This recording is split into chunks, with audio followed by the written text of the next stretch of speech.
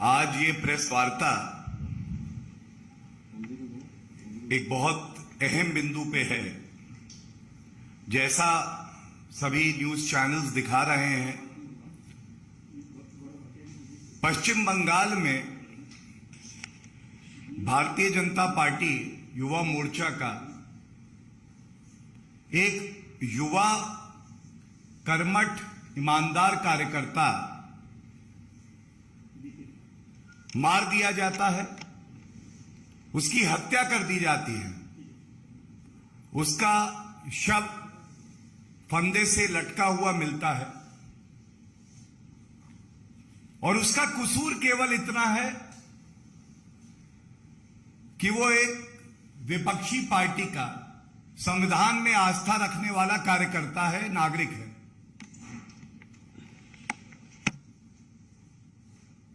पश्चिम बंगाल में जो अराजकता का माहौल है, जो डर का माहौल है, मुख्यमंत्री ममता बनर्जी गृह मंत्री भी है और ऐसा लगता है कि वो वहां की जनता के लिए मन में कोई आदर भाव नहीं रखती। और अगर आप विपक्षी पार्टी के कार्यकर्ता और लीडर हैं तो आपको सजाए मौत दी जाती है। 2 मई कानून व्यवस्था पश्चिम बंगाल में गई। एक सिलसिला चालू होता है।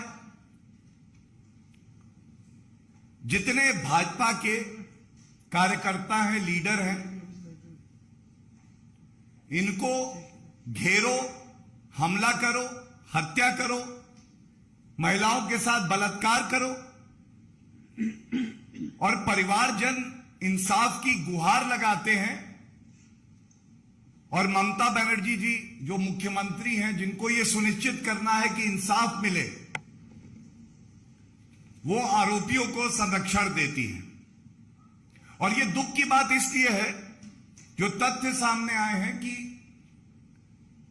हमारे भाई युवा कार्यकर्ता अर्जुन चौरसिया, इनको धमकियां चुनाव के बाद आ रही थी और ये टीएमसी के गुंडे ही देते थे। क्यों नहीं सुरक्षा का इंतजाम किया गया? क्यों नहीं गिरफ्तारी की गई? ये बड़े दुख की बात है और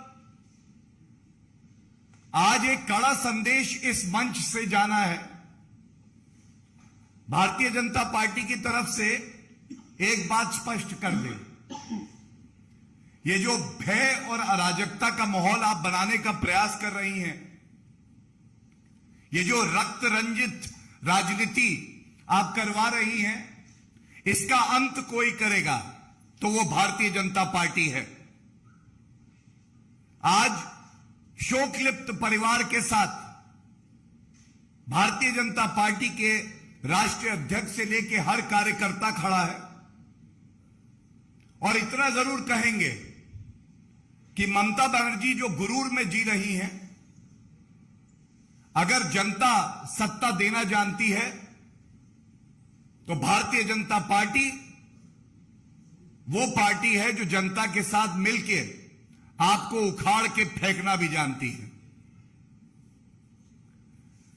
और यह कहना भी गलत नहीं होगा, यह संयोग नहीं है, यह प्रयोग है कि गृह मंत्री आदरणीय श्री अमित शाह जी पश्चिम बंगाल दौरे पर थे। हमारा भाई अर्जुन जो एक कर्मठ युवा नेता था, 27 साल का, उसकी एक जिम्मेदारी थी कि वो एक बाइक रैली का नेतृत्व करे और स्वागत करे। तो प्रयोग यह किया जाता है कि ये संदेश दे रहे हैं, अगर टीएमसी का विरोध किया जो भ्रष्टाचार, सांप्रदायिक राजनीति, तुष्टीकरण की राजनीति ममता बनर्जी जी पश्चिम बंगाल में कर रही हैं, इसका विरोध किया तो तुम्हारे हिस्से में सजाए मौत आती है।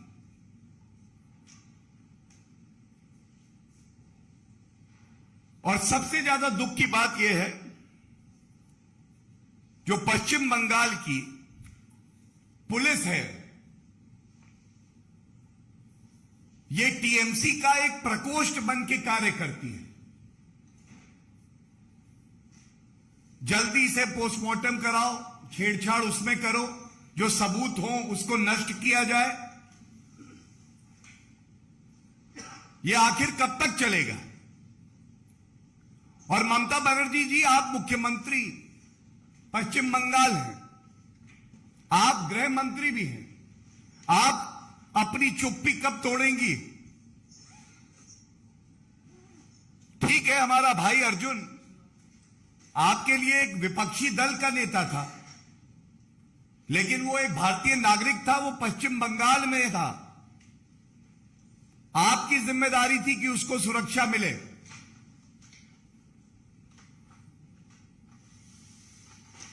और जनता इनको सबक सिखाएगी और भारतीय जनता पार्टी पुरजोर तरीके से इनका विरोध करके इनका सुपड़ा साफ करेगी। हमारी प्रतिबद्धता है कि परिवार को इंसाफ मिले, जो आरोपी हैं वो जेल की सलाखों के पीछे सड़े। लेकिन इतिहास गवाह है, 22 मार्च जब चुनाव घोषित हुए पश्चिम बंगाल के, उसके बाद से 181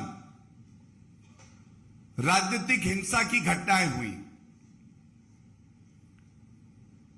सर्वोच्च न्यायालय ने फटकार लगाई ममता बनर्जी को। कोलकाता हाईकोर्ट ने सीबीआई जांच का आदेश दिया।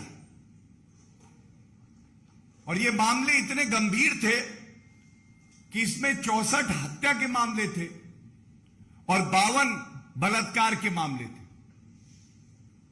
और ये आदेश का जो सार था वो मैं आपके समक्ष रख दूं।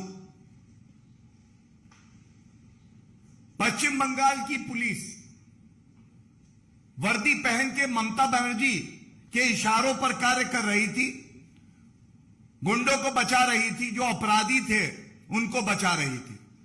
इसलिए निष्पक्ष जांच के लिए न्यायालय ने पाया कि यह न्याय संगत होगा कि सीबीआई इन मामलों की जांच करे।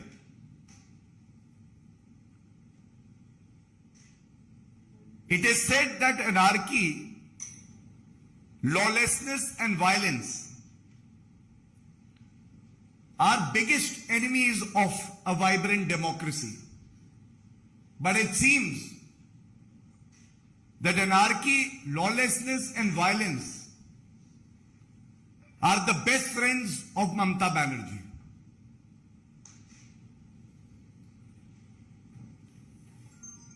हम इस मंच से ये उम्मीद करते हैं कि ममता बनर्जी अपनी चुप्पी तोड़ेंगी और उनके बस का नहीं है कि वो शोकलिप्त परिवार को न्याय दिलवा सकें। इसलिए एक निष्पक्ष जांच हो सीबीआई के द्वारा, और ये भी गुहार लगाते हैं कि उच्च न्यायालय और सर्वोच्च न्यायालय ये जो राजनीतिक हिंसा और हत्याएं हो रही हैं इसका संज्ञान लेके स्यो मोटो सुनिश्चित करेगा कि इन परिवारों को इंसाफ मिले। इसी क्रम में जिस तरह से पश्चिम बंगाल में हमने देखा है राजनीतिक हत्या हो रही है, आज ये एक सवाल उठ रहा है भारतीय राजनीति में भी, जिन प्रदेशों में भारतीय जनता पार्टी की सरकार है वहां पे कानून का राज है, वहां पे नागरिक सुरक्षित महसूस करते हैं और अपराधी कानून से डरते हैं। लेकिन अभी हैदराबाद में भी हमने देखा किस तरह से बिल्लीपुरम नागराजू एक युवा, उसको चाकू घोंपकर मार दिया गया। फिर सवाल आएगा, विपक्षी राज्य, वही तुष्टीकरण की राजनीति, नागराजू का कसूर क्या था? उसका कसूर केवल इतना था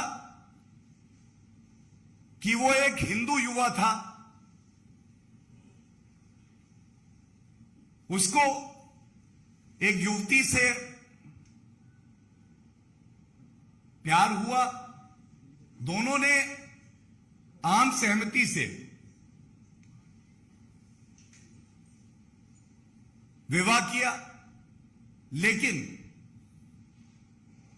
ये जो तुष्टीकरण करने वाला ब्रिगेड है,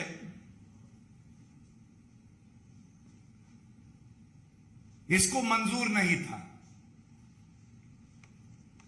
और बहुत दुख के साथ, बड़ी जिम्मेदारी से आज हम ये बात आपके समक्ष रखते हैं, जितने विपक्ष द्वारा शासित राज्य हैं, पश्चिम बंगाल हो, चाहे हम यहां देख रहे हैं तेलंगाना में, पंजाब में हमने देखा किस तरह से दुरुपयोग हो रहा है फिर से वर्दी का। यह दर्शाता है कि एक इंसान की जान की कीमत कितनी है इनकी नजरों में। यह इससे तय होगा कि उस व्यक्ति का धर्म क्या है। एक इंसान की जान की कीमत इनकी आंखों में इससे तय होती है कि उस व्यक्ति का धर्म क्या है। और इतना दोगलापन, वो चिट्ठी लिखो गैंग, अवार्ड वापसी गैंग, पंथ निरपेक्षता के ठेकेदार कांग्रेस पार्टी, राहुल गांधी, सोनिया गांधी, हैदराबाद के सांसद ओवैसी जी, अखिलेश यादव, ममता बनर्जी, सारी विपक्षी पार्टियां आज मौन हैं। क्योंकि ये एक अपराध है तो क्या हुआ, हमें हमारा वोट बैंक चाहिए। और इसमें एक बात मैं और जोड़ दूं, निंदनीय है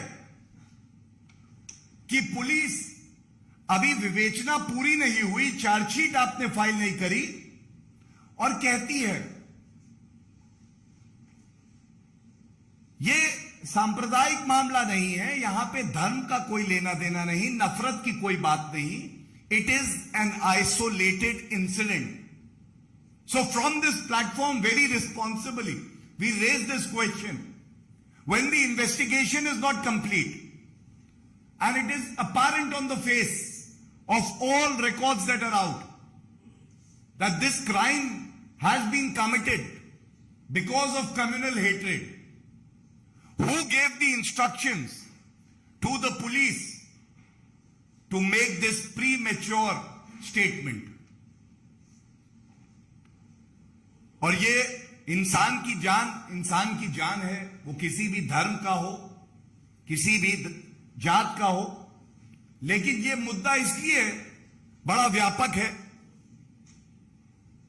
क्योंकि ये लोग बात करते थे दलितों की, ये लोग बात करते थे एकता की।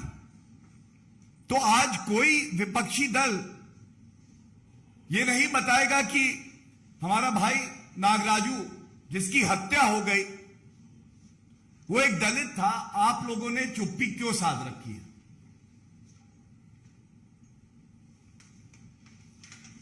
ये बड़े सवाल हैं और ये एक बात बिल्कुल स्पष्ट कर देते हैं कि जब जब भारतीय जनता पार्टी के वरिष्ठ नेता किसी प्रदेश में जाते हैं और हमारी पार्टी के राष्ट्रीय अध्यक्ष आदरणीय जेपी नड्डा जी, जैसा आपको ज्ञात है, वो भी प्रदेश दौरे पे थे, तब ये हुआ।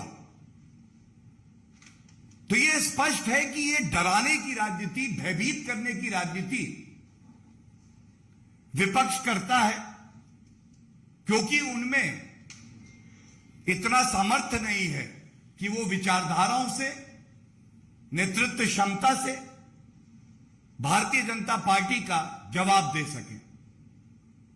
और ये बड़े सवाल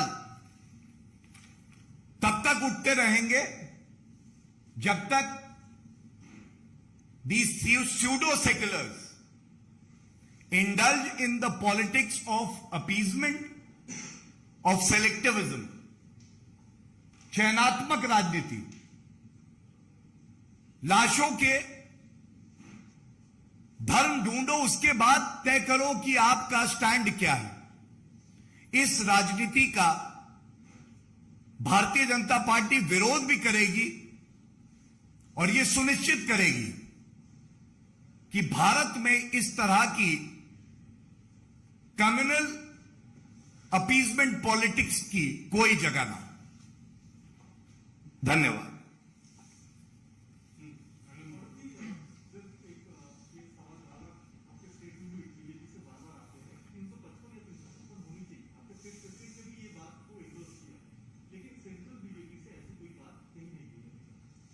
You're talking about Article 355? Yes. So, let me say this with some responsibility. As a spokesperson of the party, it is our duty to highlight these issues, the vices that are there in the ideology of the opposition party.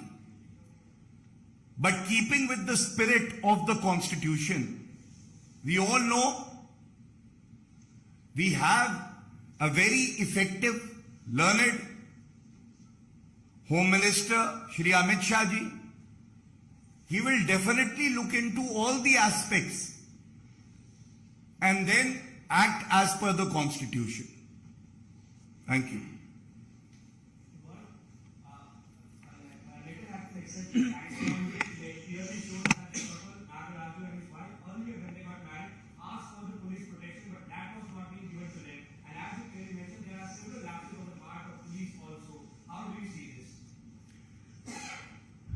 Thank you for raising that issue. And you very rightly said that citizens in these opposition ruled states fear for their life. They approach the government and the police that adequate security cover may be provided to them.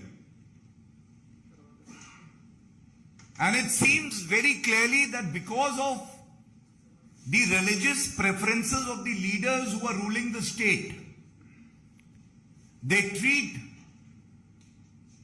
the Hindus as a second-rate citizen, forgetting and violating the oath that they have taken under the Constitution. But I must, at this juncture, thank the media for proactively and strongly raising these issues, and together we will ensure that the families